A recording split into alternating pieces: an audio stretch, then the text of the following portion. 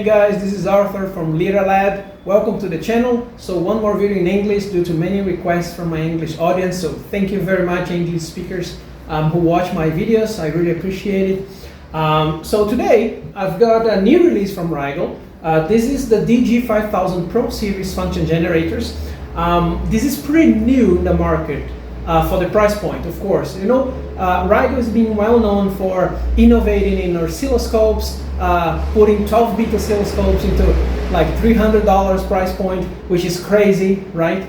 And then revolution the market every time they release a new one. I believe this time is one of those times, because usually function generators, they are very simple devices, right? Unless you go up to, you know, high performance brands and all that, but it's not the case.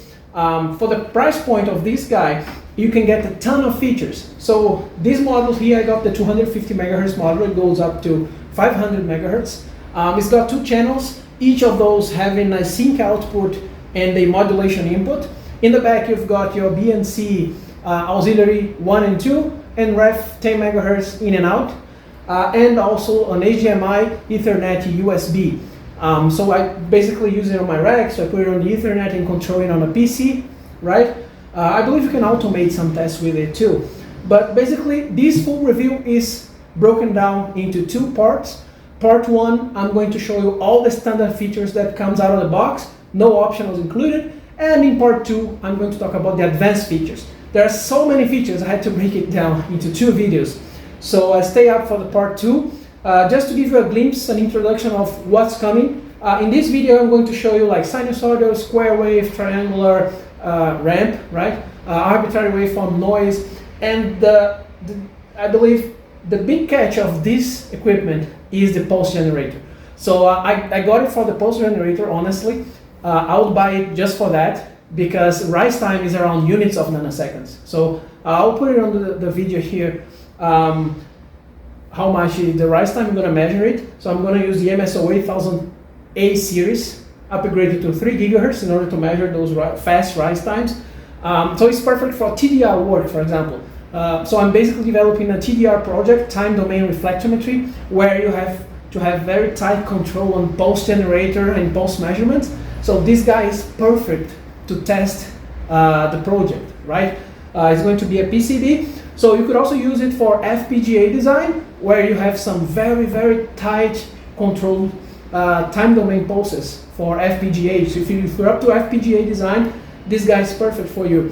Also, if you're doing power electronics like PWM generators, you can use this guy. If you go into RF baseband, the advanced features includes an IQ generator for RF baseband. Also includes PRBS generators on the advanced package, pseudo random bit sequence, right? Usually I stick to PRBS 9, but this guy can generate up to 32, so it's crazy. Also, it generates harmonics, it generates pulse modulation, I believe some M tone, which is a lot of tones, multiple tones, I believe. So it's a ton of features. This time, the upgrade is worth it. So usually, more simpler generators, the upgrades are like LAN connection or, I don't know, some very specific output connection. But this time is a ton of features. So it's worth it buying the optionals on this equipment, because it's a lot of things that comes with it. Okay, so let's get started. Let's first test it on the oscilloscope and then do some experiments as usual for the standard features. Stay up for part two if you want to see the advanced features. Let's go. Alright, so let's get rid of the basics first, which are just the interface. I just wanted to show you how the interface works. Then I'll put the camera in an angle to show both the oscilloscope and the generator. So for now, here are the two channels. So you've got your sync out here, your modulation in here. Those are MCS connectors, MCX, right? In both on channel 2. So you can also use the buttons and the knob if you are button guy. So I was a button guy in the past. So now I moved on to touchscreen because it's much faster. And when you're running out of time, you basically go to touchscreen. So touch left, you go channel 1. Touch right, you go channel 2. Both of them are mirrored to each other. You can actually copy one to another pressing this button here. So channel copy, you can copy one channel to the other if you're willing to. You can align the phase. I always recommend, if you're using both channels, to click on align the phase. Otherwise, the phase you input here and here, they won't be valid. Okay, so put the phase that you want, click on align phase, and they will be aligned to the numbers you inputted here.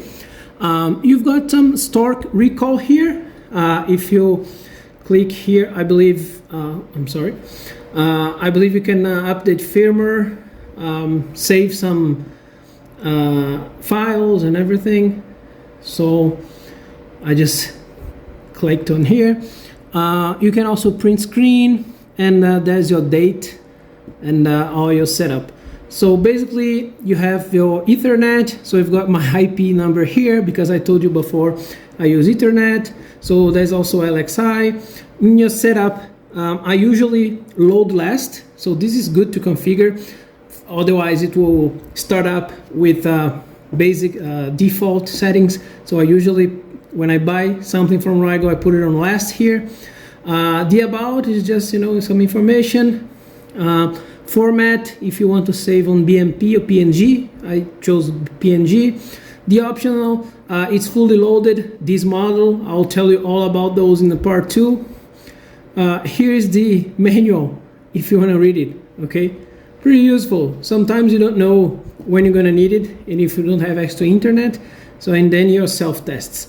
Okay, so that's basically it. If you want to select one channel or the other, you could also do it down here.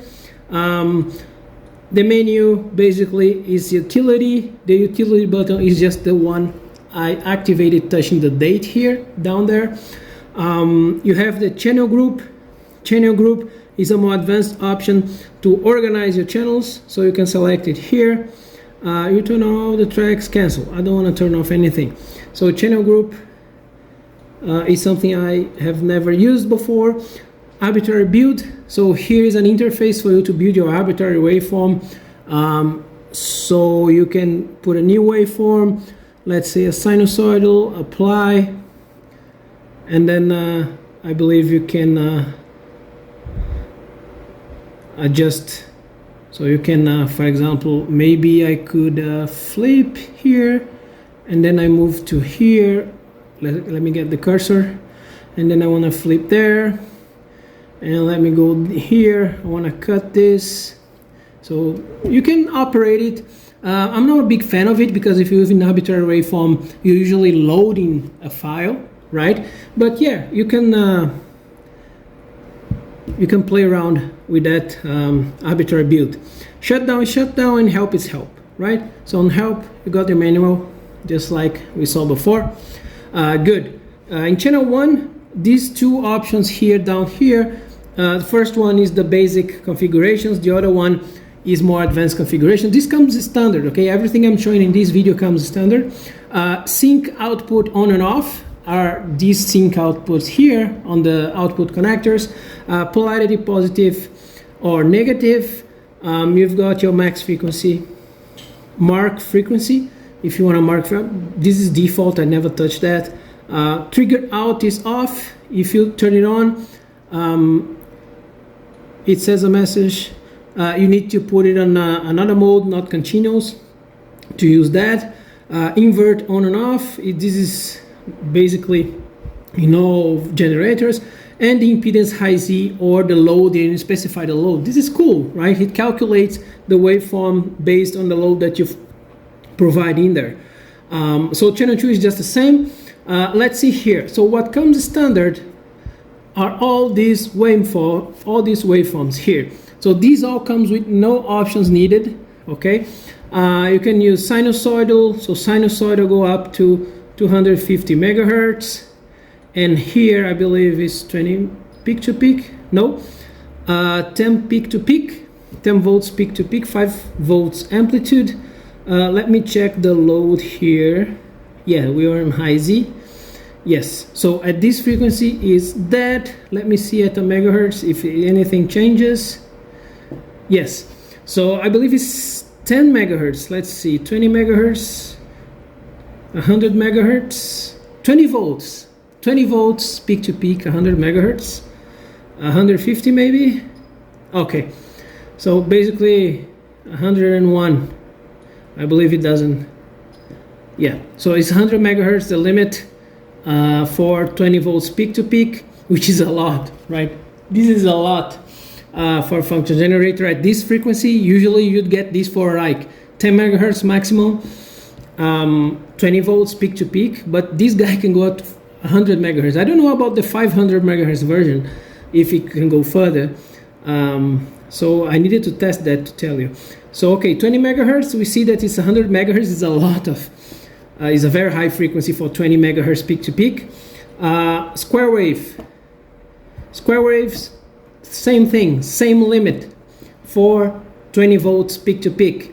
100 megahertz square wave. If you go 250 megahertz, yeah. So a square wave is 170 megahertz, and then it drops down to 10 peak to peak, which is expected. Ramp goes down to 5 megahertz, which is a lot for a ramp, right? So you can generate triangular.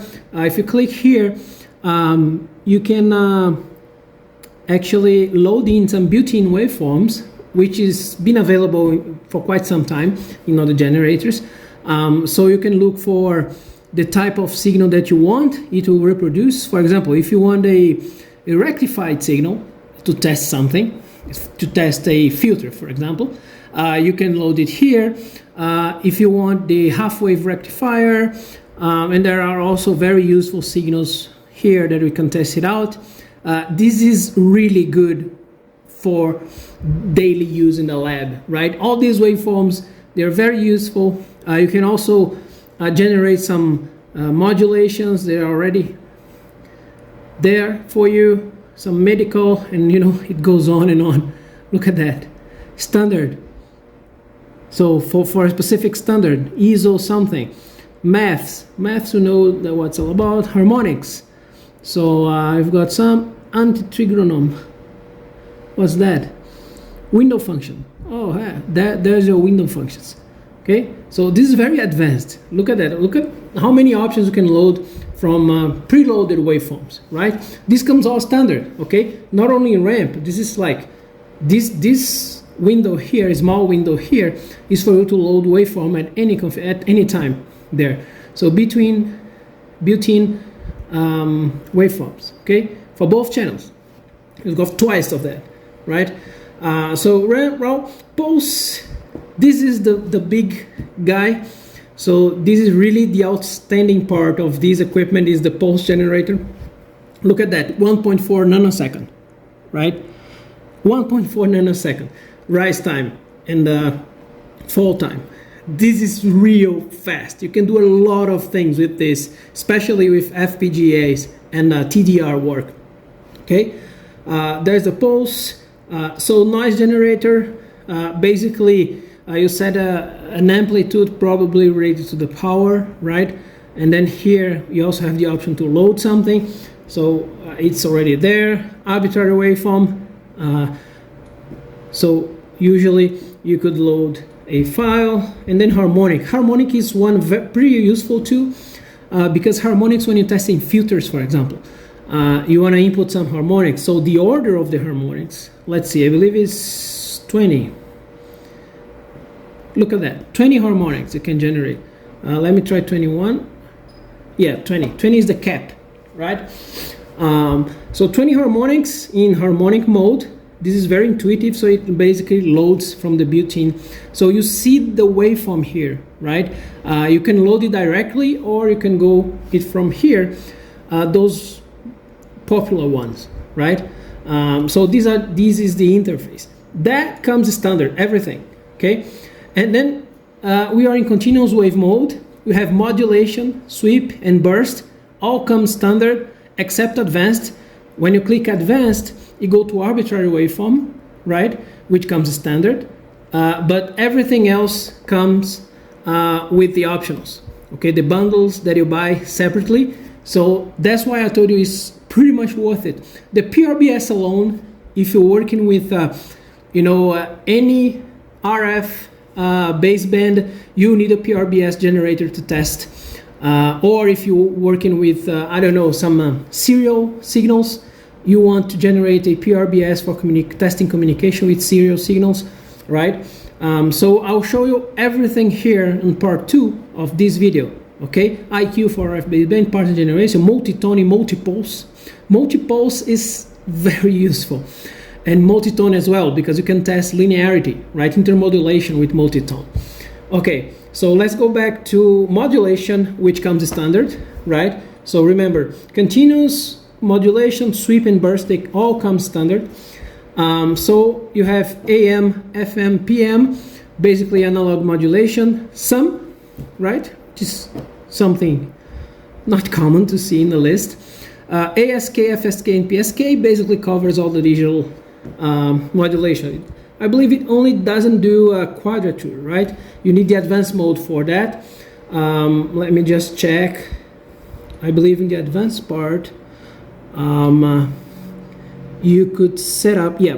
So here in the advanced package, you could generate quadrature, okay? So I'll show you that more in part 2.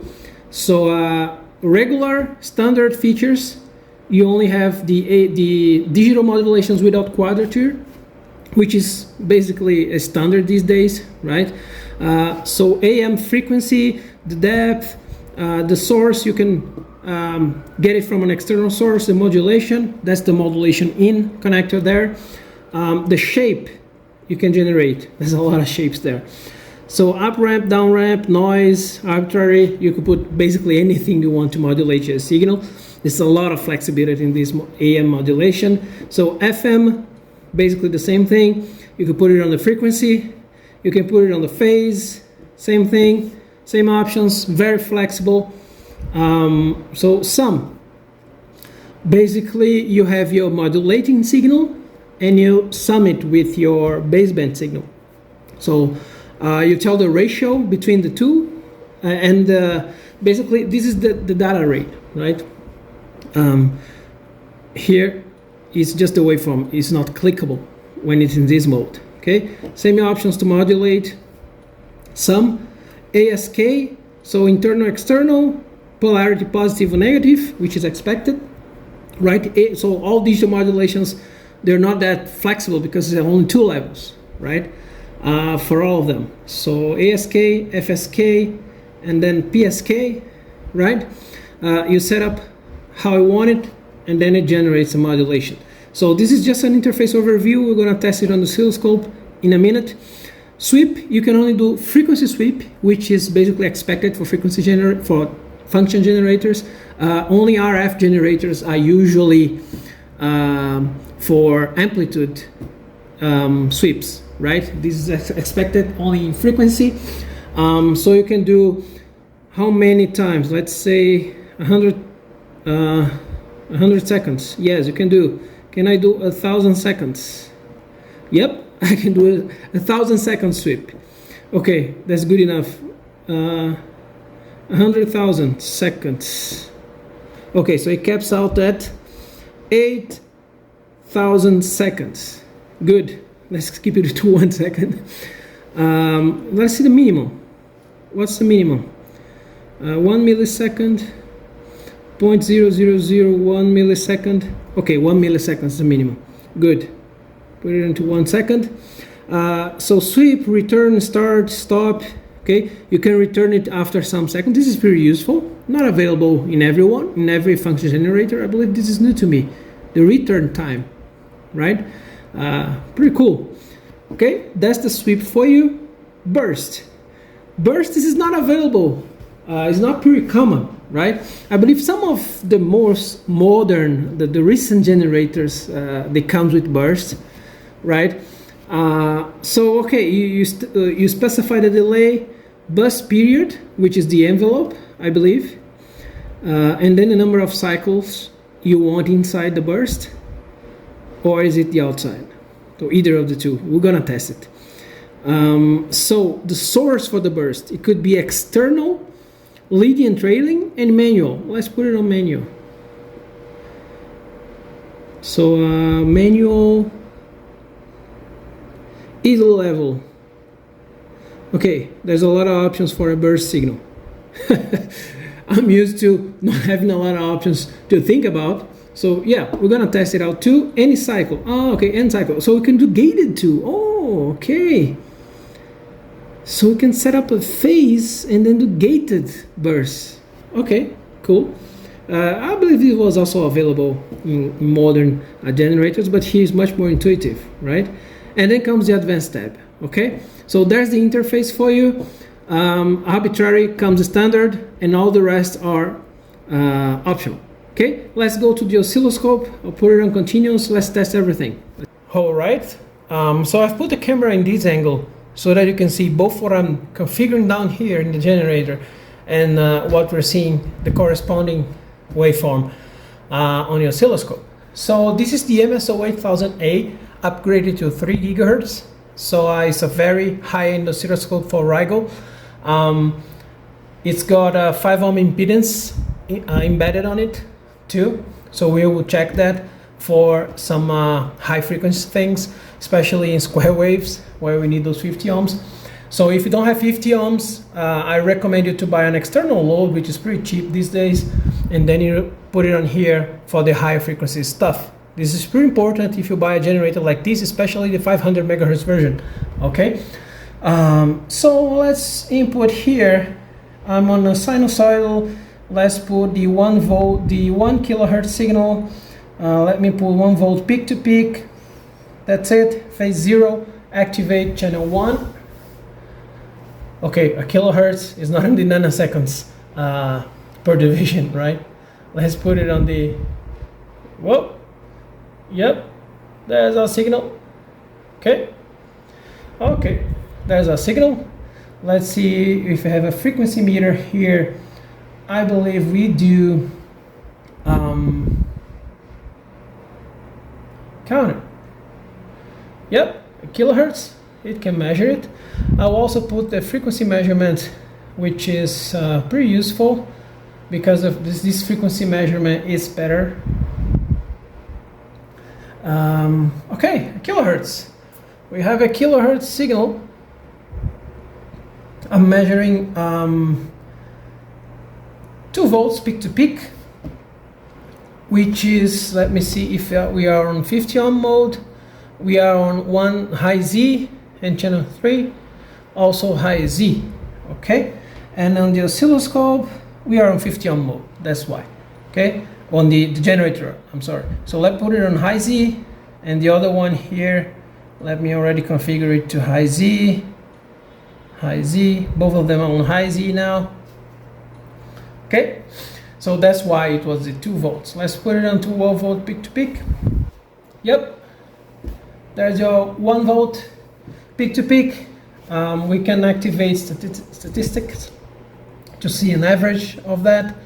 Let's activate statistics, and yep, you've got your 1 volt peak to peak, right? On average, it's too small to read maybe, but I'll tell you it's in average 1.0001 kilohertz and 1.03 volts peak to peak. Pretty accurate for what matters. Even if it's not, you can adjust it anyway, right? You have a lot of digits here. You have 2 decimal places here to adjust your signal. Not 2 actually. For the volts, here you have 3. For millivolts, you have like microvolts adjustment here. So yeah, doesn't matter if it's a little bit out, very little, but yeah, a kilohertz signal. Let's put it to the limit, 250 megahertz. Yep, there you go, 250 megahertz. Yep. So now that's the importance of the 50 ohm load, because now it's dropped to 6.66 volts. So let me activate here 50 ohm. I see load 50 ohm on the generator, and now on the oscilloscope 50 ohm. Yep. So we're now into half a volt, which is now 500 millivolts, and it's measuring 0.4 0.48, 20 millivolts out, which is good. Okay, half a volt, that's about right. Okay, so let's put 1 volt just for the sake of simplicity. Okay, 1 volt. Yep, 0.9, 0.92, 0.91. Yep, in average 0.92 volts in the 1 volts with 50 ohm on the oscilloscope and 50 ohm on the output on the generator. So pretty good for the maximum frequency of this model, right? Usually they drop 3 dB. Usually they drop to 0.7 times the maximum value stated here. So this is very few times that I've seen a function generator on the maximum frequency to keep it up to 1 volt here, like 1 volt 0.92, right? It's pretty accurate for the maximum frequency. Okay, maybe it's because it's the 500 model capped. I don't know. The real deal would be to test it on the 500 megahertz version to see if it drops 3 dB or not. Okay, but which is expected. 3 dB is also expected, right, for this generator these days. Okay, so let's go to square wave. Square wave, 170 megahertz, 1 volt. Yep, 0.99. Square wave is better. 0.99. Let's reset statistics just for the sake of. Okay, reset statistics. Yep, 0.99. Yep, it was already reset when I changed the waveform. The oscilloscope is smart enough to see that. So that's the maximum frequency for your square wave. Looks pretty square to me, right? 170 megahertz square wave, pretty useful, right? Pretty useful. That's how it is. Let me turn off channel 3 for now. Okay, there's a square wave. Let's put this out of the way. Not a good thing, a good place to put it. So let's close it out. I'm also going to remove statistics. Okay, we know it's accurate, right? Okay, so there's a square wave. Pretty good, maximum frequency. Let's see how much low. Can it do a 1 hertz square wave? Let's see. Let's put it on the 1 second. No, I believe 200 milliseconds. We can already see it.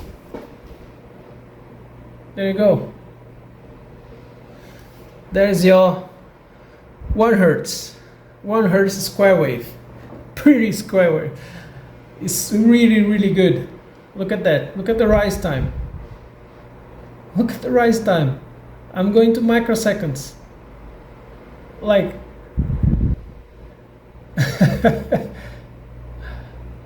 yep, it does 1 hertz. That's the advantage of a function generator, right? Over an RF generator, right? The function generator can go very, very low in frequency. So let me try 0.1 hertz. 0.1 hertz.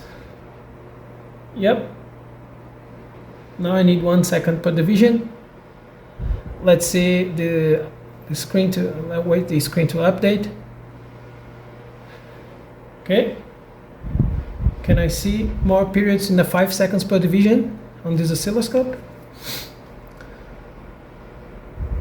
The memory, I believe there's too much memory here. Let me just reduce a little bit the memory, because you have to wait 5 seconds in the video to see the waveform, right? Actually, it's 5 seconds per division, so it's 50 seconds. We have to wait like a minute. Look at that, the update rate following the time base, right? If it's 5 seconds per division, we have to wait a lot. But look at that, a square wave with 100 millihertz. You're doing biomedical electronics, you're working with medical equipment, the function generator can also work for you. Okay, so this is an advantage. You have an equipment that goes from microhertz into hundreds of megahertz. This is amazing. That's how high performance this guy is.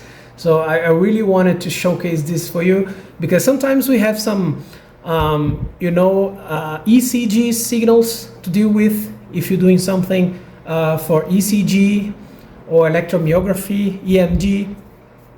You're going to be dealing with very, very slow signals. Okay, good to know that the generator can provide to you the testing features that you need. Okay, good. Enough of those slow signals. Let's put it back to 100 megahertz. Okay, let's change the scale. Let's go into nanoseconds. That's where we like to be, right? So this is the square wave. Let's check the ramp. Before our experiments, it dropped to 5 megahertz. So its default is triangular. We're testing with 1 volt, but we will put it on the limit. For example, square wave is good for us to test the limit, right? So 1 volt is all pretty, right? Let me see, 50 ohm is activated. Probe ratio is 1x, okay, good. Let's see how much amplitude, the distortion you can get. Let's put it on, I know it can't go to 20 peak to peak, it goes to 10 peak to peak. 1 volt, I'm on fine. Yep, it's on fine.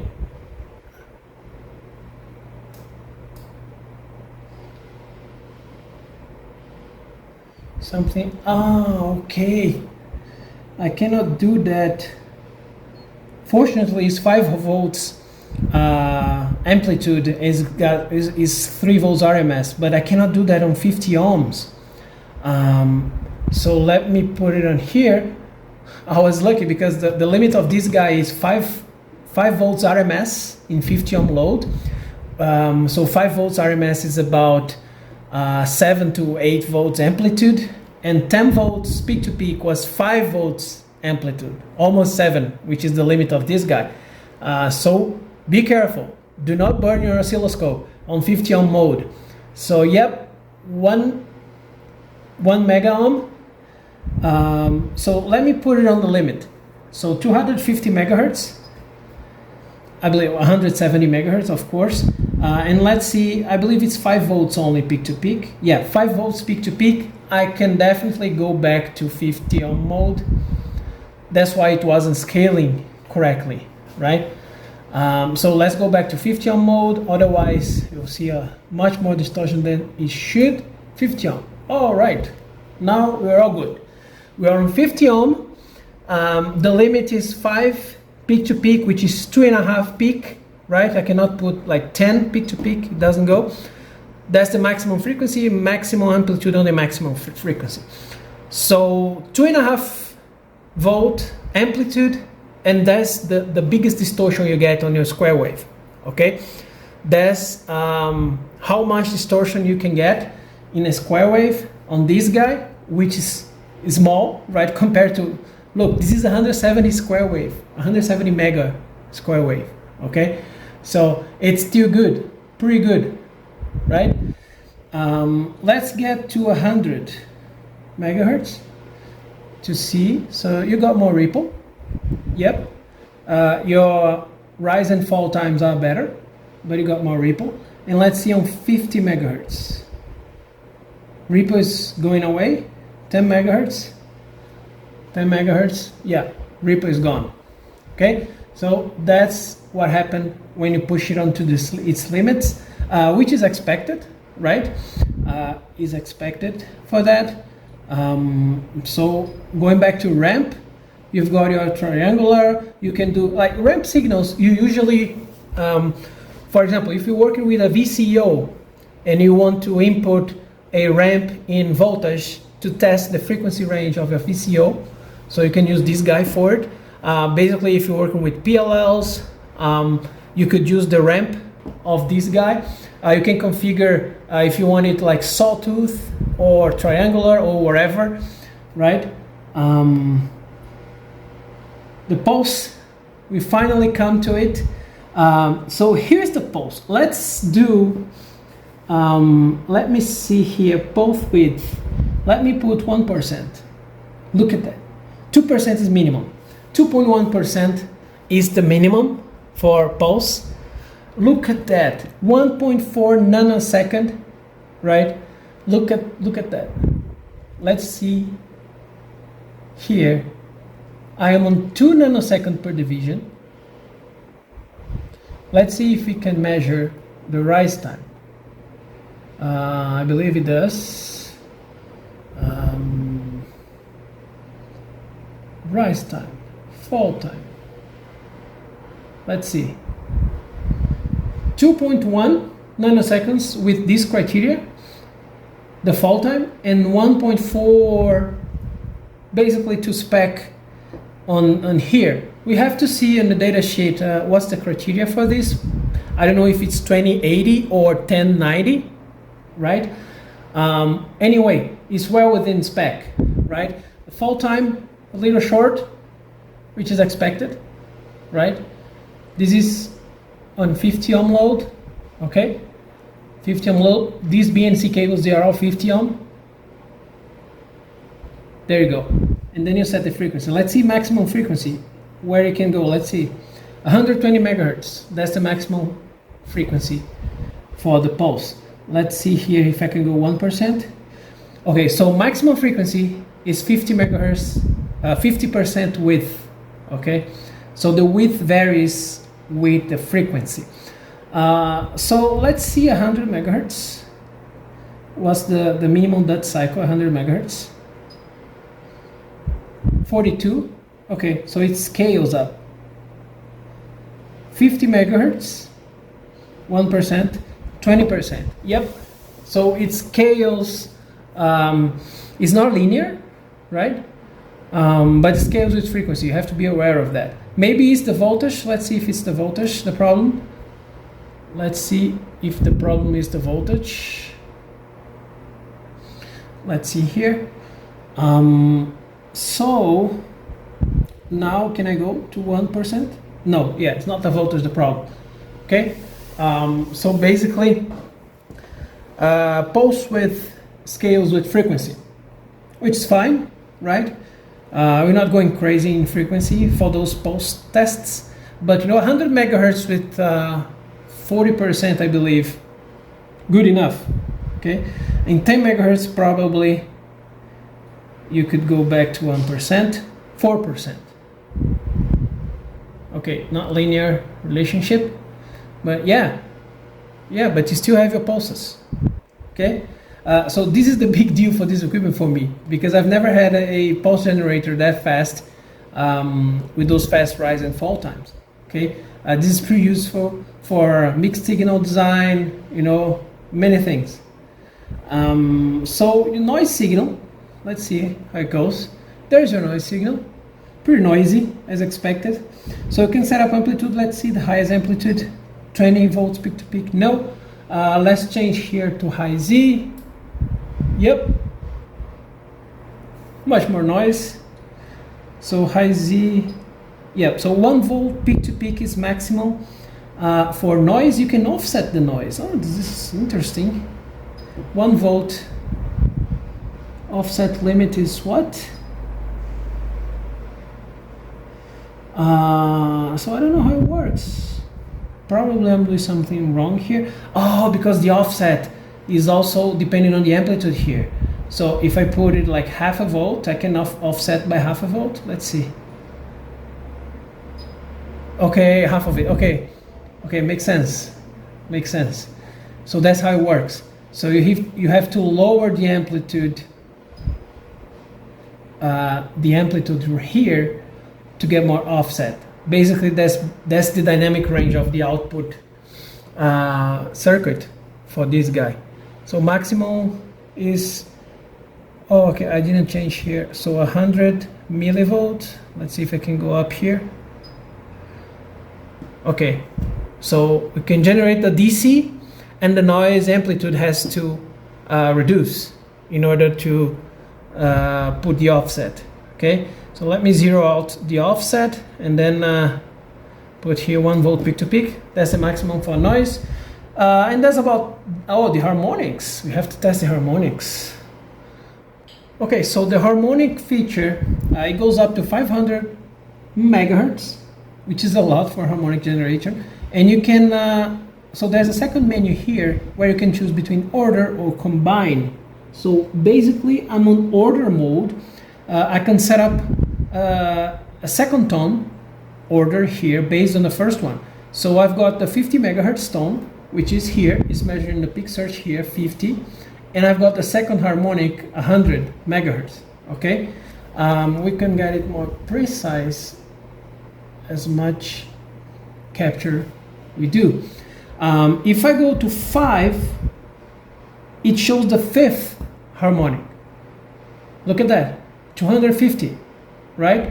So basically, I can generate a 500 megahertz signal if I go to 10th harmonic. Oh, okay, it doesn't let me. Did you see what happened? So as this is the 250 model, it went down to 25 so that the 10th harmonic is within 250 megahertz. Oh, these guys at RIGOL, they're smart. They're really smart, right? They won't let me get to 500 megahertz. They won't let me. This is pretty good, pretty neat. There's this limitation. Unfortunate, right? They could unlock this, at least in the harmonics. But okay. That's the limitation of this model. 250 sinusoidal. So that's the maximum harmonic you're gonna generate. Okay. So 250 is the maximum. So it doesn't make sense to put the FFT up to a gigahertz. So let's put the FFT up to 300.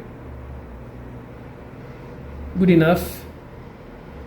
We can see there the 10th harmonic of 25 megahertz, which is pretty good. So if I want to do 20th order,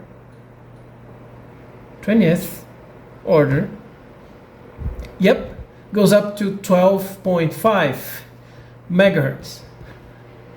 Good. That's just how it is. But you have control over all those harmonics, right? So if you want 20 harmonic, the 20th harmonic, only 2 tones, this is different, right? Usually you add harmonics, that's the combined mode. But here you can have all the control over a specific harmonic. So this is pretty useful for testing filters because you can test the 3 dB cutoff frequency, you can test the 20 dB point of the filter, the 40 dB point with a single frequency, right? Up to 250 megahertz, which is the limit of this model. It can go up to 500 megahertz on the, I believe, is the 55, 52? I don't know. The best model, right? The high performance model, 500 megahertz. Okay, got it. That's how it works. So let's see the combine mode. Okay, so let's use combine mode. Now you can generate up to 20 harmonics at the same time. How you do that? You set up these bits. So each bit of this list here is one harmonic. So the first one is X because it's a fundamental. So second one is second harmonic, third beat, third harmonic, and so on and so forth. So now we only have the fundamental here. Let me input the third harmonic here, fourth and fifth harmonic. There you go. So fundamental, second harmonic, so 50 megahertz. Second one is 100, actually it's a third, right? So third and fifth, so is 50, 150, 250. Yep, there you go. There it is. So my threshold, they're catching some spurious as a fourth harmonic, so let me fix that. Let me fix the threshold here for the peak surge threshold. Let me put it on up there. Okay, and you have control over the amplitudes. There's this little table here. If you click on that, you have the voltage and the phase for each harmonic up to 20th. Okay, and you activate those on those bits here on this word here. Okay, so let me try 20th. Of course, it's going to drop down to 12.5 megahertz, I believe. So, yep, 12.5. 20th megahertz is right here. So let me put the FFT limit to 300 megahertz. It's up to a gigahertz. No need for that. 300 megahertz. Yep. There you go. You have your 20th harmonic and the fundamental 3rd and 5th, right? Let's see if we put, can you generate a square wave here? Let me input not the 5th, the 7th. 3rd, 5th, 7th, and 9th, 11th, the odd numbers. Yep. Is it a square wave? Almost. That's Fourier series for you. There you go. There you go. Ah, because they are all the same amplitude. That's why it's not a square wave. Let's try adjusting here. This is pretty awesome. So let me decrease the amplitude. Let's put here 1 volt. Okay. On the 3rd, the 5th, the 5th, let me put half a volt. Of course, it's not the correct thing. You have to calculate that, right? 7th, 25. Look at that. Yeah, we have to calculate that. It's not 125, 11th, 67. Is it correct? No? Oh, no. 67.5. Yep. We got a square wave. Of course, you have to calculate that, but you can add those harmonics and build up a waveform. There you go. Combine harmonics. Awesome. So you can have control over a single harmonic, if you will, okay? Or you can actually combine all of up to 20th, up to the limitation of the model that you got. So it's 12.5 megahertz, because I inputted the 20th harmonic, but now I can go up. Let's see how much I can go up. Okay, 20, it calculates automatically because I inputted 11 harmonics. So I can go up to 22.7 megahertz with 11 harmonics. And you see it's pretty much a square wave with the odd harmonics. This is beautiful. Okay, so enough of that. Let's go into a little bit of sweep and modulation. So I'll put modulation first. So you can see I have to, there is something, I have to get out of harmonic, sinusoidal, and then you let me go to modulation. Okay, let's do some modulation now. All right, let's see modulation feature of this generator. So let's go here into the mod section here. Mod, it's already active. It's on already. It goes up to 1 megahertz. The depth obviously up to 100%. You can source it externally if you want. Also the shape, you can change it to square, triangle, ramp, up and down. Even noise in arbitrary. This is good, arbitrary, right? You could generate a very customized AM modulation. So let's trigger this one. So we've got our beautiful AM suite. I activated color grade. So I usually like to use nth edge triggering for AM modulations. You just need to adjust the correct idle time. So a megahertz is 1 microseconds, higher than a microsecond. So 10 megahertz is 0.1.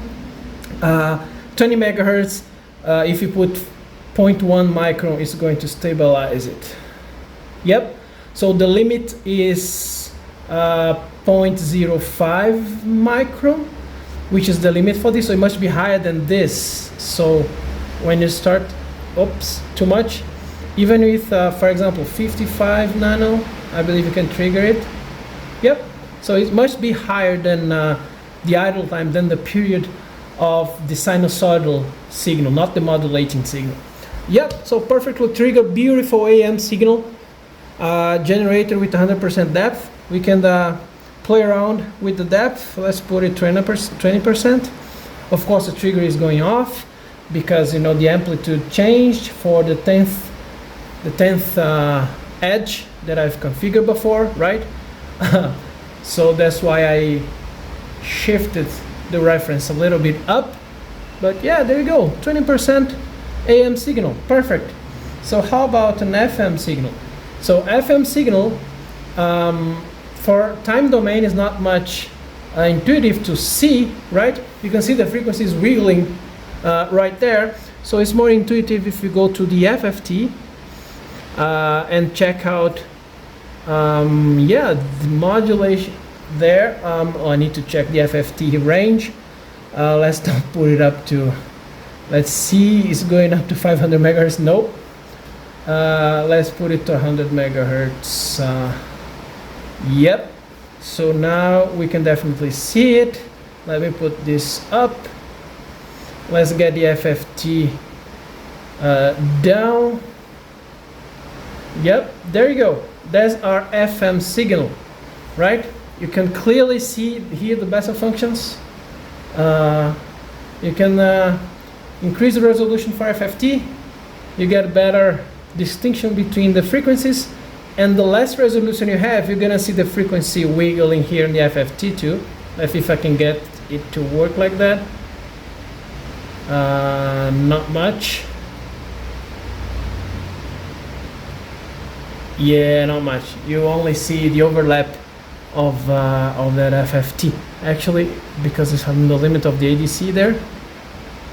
Yep, there you go. You got your FM modulation, and last but not least, the PM. So analog modulation, like PM and FM, they are basically very close to each other, right? You can see here the shape and the frequency domain obviously changes because one is the derivative of the other, like phase and frequency, right? And obviously the phase is inverting continuously here for PM. Like PSK is easier to see, so let's go straight to digital here, like ASK. So you've got only two amplitudes, right? So let me check here. 100 hertz? No, let's put it up to a megahertz. Let's try higher than that. Yeah, a megahertz is the limit. So there you go. You already see it there, right? Don't you? So that's where it is. So we've got our ASK modulation beautifully shown there. Of course, the FFT is going to be a mess. Too many harmonics there. Let's turn it off. Let's put it back here.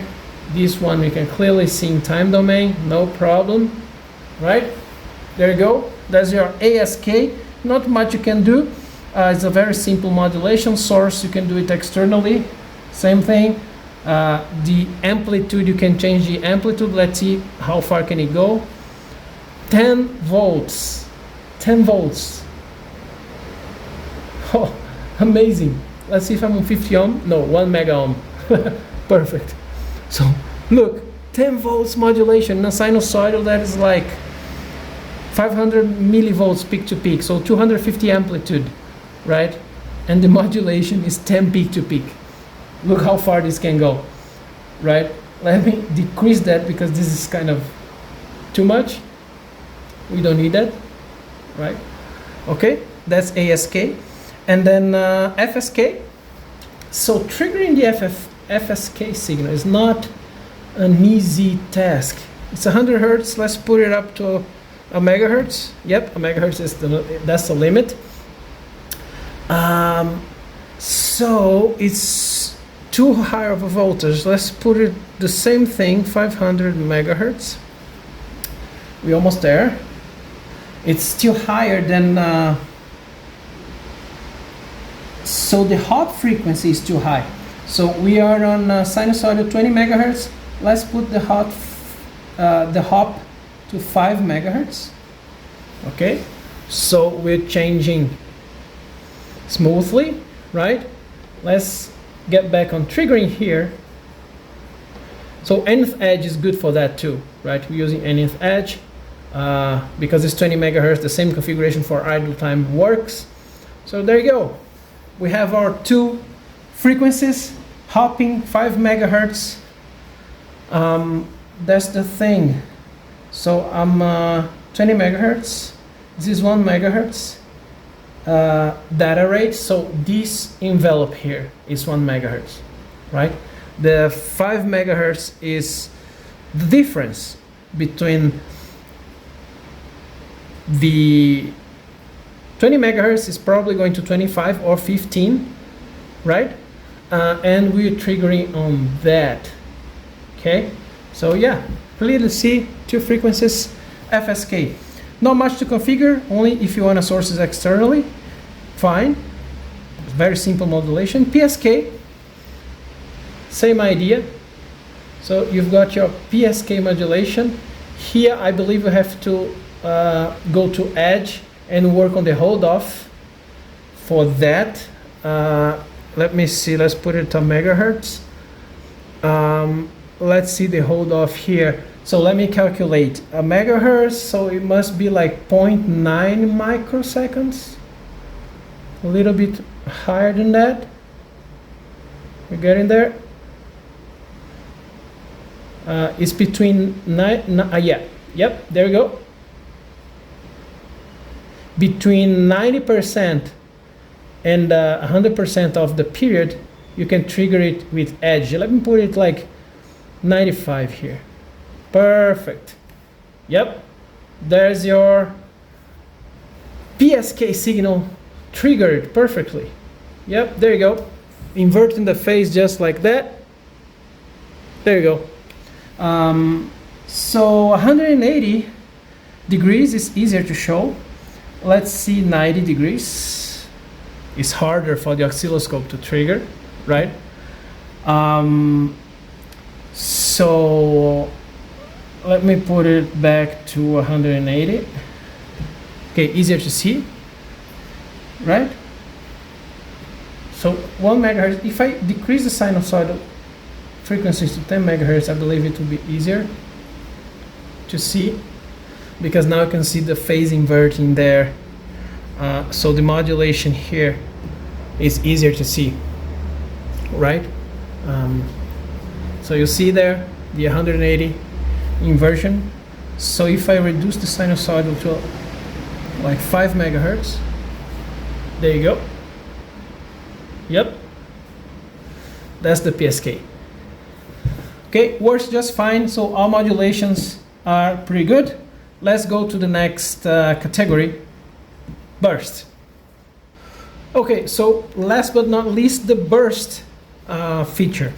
I've activated the burst here, so it's 100 megahertz sinusoidal, 500 millivolts peak to peak, and the burst, I've put the period very, very large, like 1 second burst.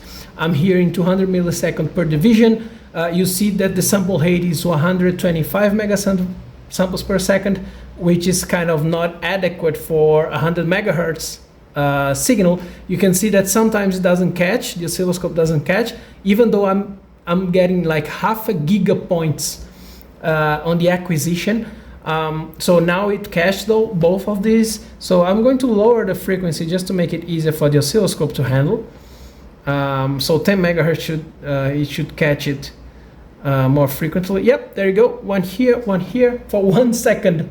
1 second between bursts. I had to activate also color grade because it's very hard to catch, but you see like it's blue because it's not very easy for the oscilloscope to catch. But yeah, we're catching those bursts, and even though it's a very long time here that you see, right? So you've got all down here to select between burst and sinusoidal, which is the generator you're bursting. I've put here 10 cycles because we are in the N cycle mode. We can do gated too, so if you prefer. So basically the N cycle, you set the number of cycles inside each of those bursts. So let me lower this one. Like minimum, I believe it's 4 microseconds. Okay, it depends. Usually 5 to 4 microseconds depending on the frequency you're inputting. So now we've got too many bursts.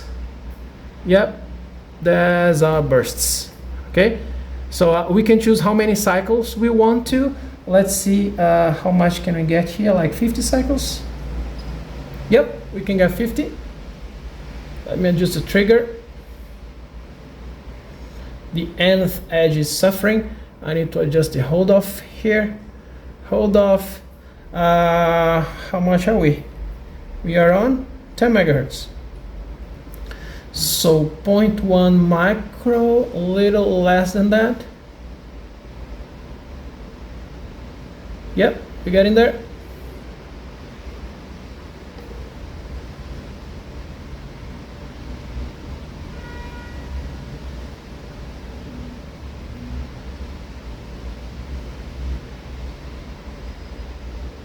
Okay, I'm going to increase hold off.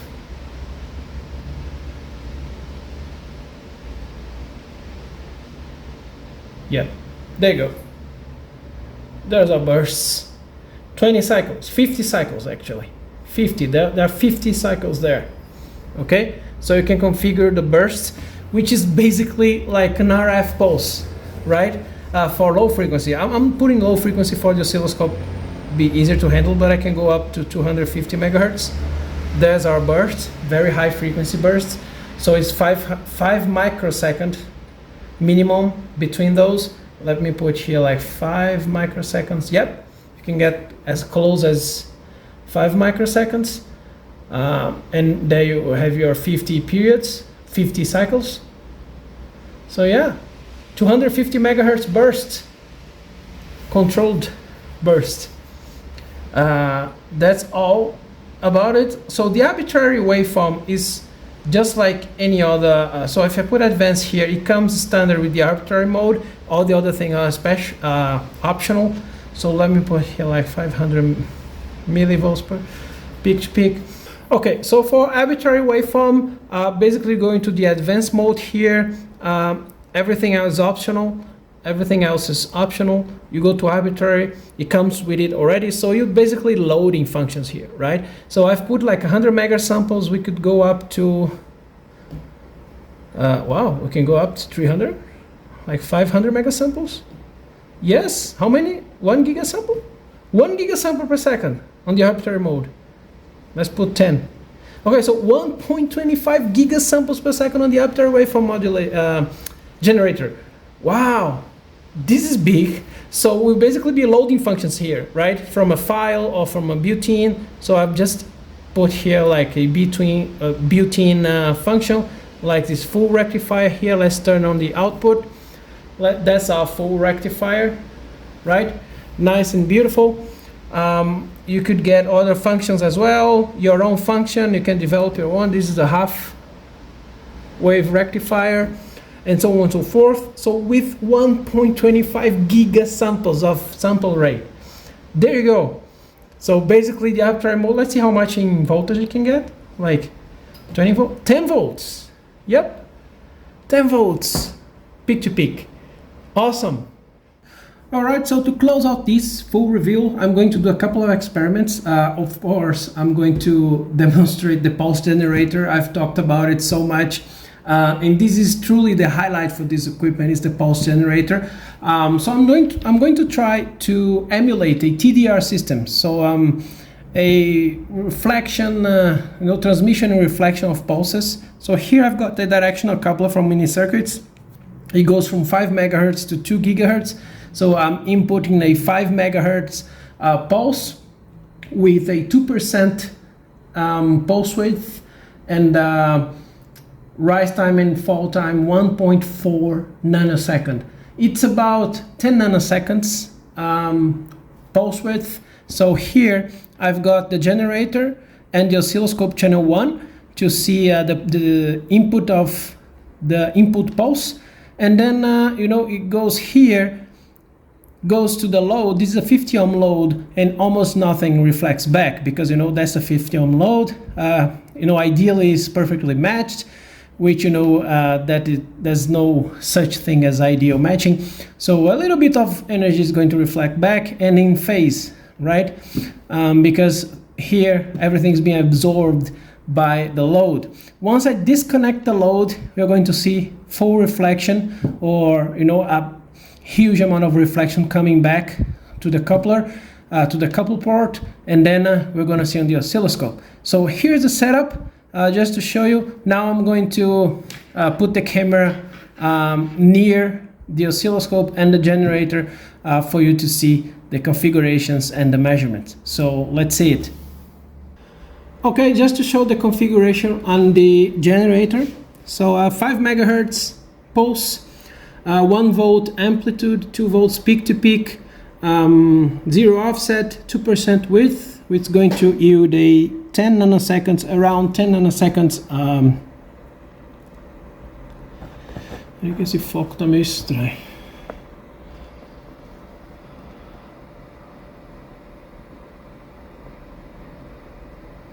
Agora. Alright, so here is the generator configuration. I'm in pulse mode here, continuous pulse. You can actually change here something, but it's not needed now. 5 megahertz pulse is the minimum for the coupler to work. 1 volt amplitude, 2 volts peak to peak, 2% pulse width, that cycle, right? So the pulse width is 4.2 nanoseconds. I thought it was 10 nanoseconds, but okay. I believe in the measurement we're gonna see closer to 10 nanoseconds. But you know, rise time and fall time really fast, 1.4 nanoseconds. So now I'm going to focus the camera on the oscilloscope and let's see the measurements for connecting, disconnecting the load, see if we can get the reflected pulse. Okay, so zooming in to the oscilloscope screen. Now you see in channel 1, this is the input, the incident pulse, let's call it that way, that's the right word. And here is a reflected pulse there in the coupler. So initially I've got a 50 ohm load connected to it. So basically it will be very small reflection here. Notice the scale here. So we've got 300 millivolts per division and 20 millivolts per division. So it's really, really small. It's more than a factor of 10, right? So let's go, let's engage the generator. There you go. So we've got our pulse. Actually it was 4.2 nanoseconds pulse width. So if you see here 10 nanoseconds per division, if I put 5 nanoseconds per division, yeah, that's less than that. Yep, I believe you, RIGOL. 4.2 nanoseconds pulse width. That's really, really a short pulse. 1 volt, right? And then the reflection is about, you know, 10 millivolts or something. Okay, so because it's 20 millivolts per division, is half of division there, and there you go. So once I disconnect the load, look what happens. Disconnecting the load. Yep, there is a reflected pulse. Of course, it's with inverted phase because it's in the opposite side of the incident pulse. So basically it reflects back with inverted phase to the couple port of the coupler. So there you go. You can actually characterize some incident and reflected pulses from a system. This obviously is just an emulation, a synthetic experiment. But yeah, just to show that you can test pulses, reflected pulses, with this generator, and it's a very, very fast pulse. 4.2 nanoseconds pulse width. I believe I could set it up for I believe less than that. Let's see if I go to a megahertz. Of course it's outside the coupler frequency response, but let's see if we could get it shorter. Maybe a nanosecond. No, I believe 4.2 is the minimum. So I reduced the frequency trying to get a shorter pulse width, but was not possible. Maybe going up 10 megahertz, still 4.2. Yeah, that's the minimum. I believe it's the minimum. We have to check the manual for that. Let's put it back. Yeah, let's leave it at 10 megahertz. Basically, the coupler works the same way. it's above 5 megahertz. So yeah, we're in 5 nanoseconds per division. Look at that, reflected pulses. Okay, let's go to the next experiment. Okay, so on to the next experiment. Basically, I'm going to demonstrate the sweep feature of this generator. I've got here an EMI filter. Actually, I've bought this thinking that it was very sharp on 1 kilohertz or less, but we're going to find out the true cutoff frequency of this EMI filter, and then we can debate if it's useful or not for EMI filtering, but it works. The problem is just the cutoff frequency. This is for the mains network, so it's expected to work with 127 volts RMS up to 250 volts RMS AC, right? So I've got the generator here on the input with 10 volts amplitude, 20 volts peak to peak. It's enough to test the filter. And then I've got the oscilloscope probe with 1 mega ohm, actually 10 mega ohm, 10x impedance, input impedance. So let's see the frequency response of this guy on the oscilloscope. As before, I'm going to zoom in on the generator, show you the configuration, and then zoom in on the oscilloscope and then do the measurement. So let's see it. Okay, so here's the setup on the generator. Basically, I'm doing a sweep from 100 hertz to 100 kilohertz. Okay, I know that it's 50 or 60 hertz the mains network, but I know already that at 60 hertz is going to be okay. I'm just facilitating the calculus that I'm going to do to find out the cutoff frequency. I've actually published a video here in Brazilian Portuguese showing you how to do that. It's just the same way that the EV blog published once how to set up the oscilloscope to find out the cutoff frequency of a frequency sweep. So basically I've got the sweep for 1 second. The return start and stop time all 0 seconds, so it's just one sweep, and then it resets back and does it again. What I'm doing here that's different, let me show you the amplitude. So it's 20 volts peak to peak. So here in the configuration of the channel, I've activated a trigger output with the leading trigger, right? So as soon as it sends the signal, it sends the trigger signal so that I can trigger on the oscilloscope, and I'm using the external trigger of that oscilloscope to synchronize with the sweep and see a logarithmic response in time. So I've activated the log for that, just for me to do the calculus. I'll put the formula down below for you to see how to calculate it when I'm going to do it. So you know how to do it. Just put it on log and then do the measurement, and then substitute it on the formula, and then you get the cutoff frequency, okay, of the filter. So I'm using the sync output here in the front panel. So sync output is my external trigger on the oscilloscope. Goes to the back here of the rack, right? Goes to the back of the oscilloscope. I'm using just channel 1 to do the measurement. Let's go to the oscilloscope and do the measurement. Okay, so let's do the measurement. I'm going to engage the sweep. Let's get started. So yeah, activating the sweep. There you go. So you've got here like plus and minus. Of course, you only need to get this point here where it drops 3 dB. As I'm using 10 volts, 20 volts, peak to peak, 10 volts amplitude, I just need to go here to 7 volts and see where it drops 3 dB, right? So 0.707 of the peak amplitude. So in order to do that, I'm going to use the cursors. So let me show you just the external trigger here. So I'm triggering on the external trigger, okay? This oscilloscope is also a beast on its own, right? It's got 4 channels, 3 gigahertz, and also external triggering separate, which is fantastic, by the way. So let's see, let's activate the cursors, and let me put it a manual. Okay, so let me put the BX.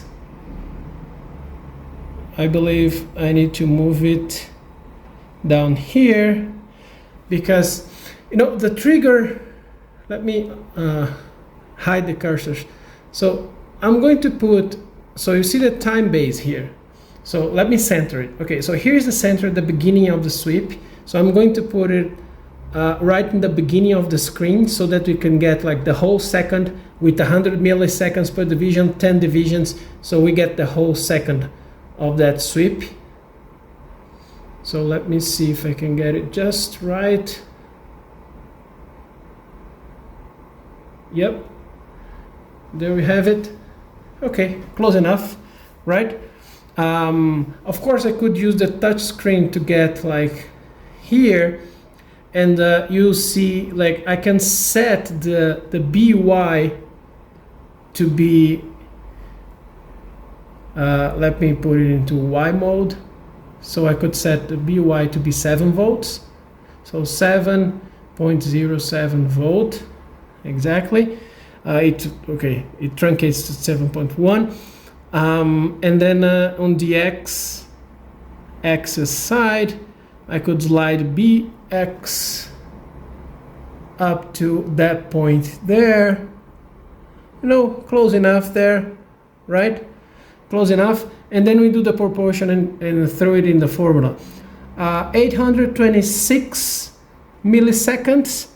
A little bit more than that. Let me try to get it like here. Yeah, close enough, right? 830 milliseconds. So it's a 1 second sweep. So it gives you like 0.83 of the whole sweep time. So let me substitute that into the calculator. So you see the formula below is going to yield approximately, so according to calculation, it goes approximately to 31 kilohertz. Okay, the 3 dB for this guy. So approximately 31 kilohertz. In order to be more exact, we would need to, you know, find the right spot there, but, you know, close enough. So let's see if it's 31 kilohertz. So I'm going to take the camera down here just to show you that I'm going to input. Actually, I don't need that. I'm just going to activate the counter and we'll see the frequency. So let's activate the counter. Of course, it's going crazy right now. The sweep is activated. Let's input a sinusoidal signal of 31 kilohertz. And yep, perfect. You see, the BY is there. Okay, exactly. So 7.1 volts. Yep, that's the 3 dB cutoff frequency for this filter, this EMI filter. 31 kilohertz exactly. So our method works, and the generator can offer you this sweep function, which in any oscilloscope that you have, you could characterize filters exceptionally, EMI filters, which is very, very important these days. Like everyone's talking about electromagnetic compatibility. So it includes emissions, immunity, and then you have to characterize filters. Basically, there's no design, like supply design or anything that doesn't come with an EMI filter on it these days. So yeah, you can use this generator and the sweep function with the sync output and into an external trigger of the oscilloscope. If you don't have an external trigger, I'm using an external trigger just to show you. If you have a 2-channel oscilloscope, you can use that. Usually you get an external trigger with 2-channel oscilloscopes, and then it works just fine. You use the formula I just put it on the video to calculate your cutoff frequency, and there you go. There's this one experiment. I cannot put too many experiments on this video. It's already too long. It's no more than an hour video. Too many features. This all comes standard. Okay, again, this all comes standard on this generator. So anything that's optional is going to be covered in full review part 2 of this guy. Get ready for that. That's pure excitement. Like, there's a lot of things we can do, much more experiments, too many features to demonstrate for the advanced mode. And optional features are really worth it for this guy. Okay, so thank you very much. Hit the like button if you stay up all to this. You could watch this video slowly, one part at a time. So I separated all the time slots in the description down below. Thank you very much for watching. Subscribe to the channel if you like more videos in English, and leave a comment down below. See you next time.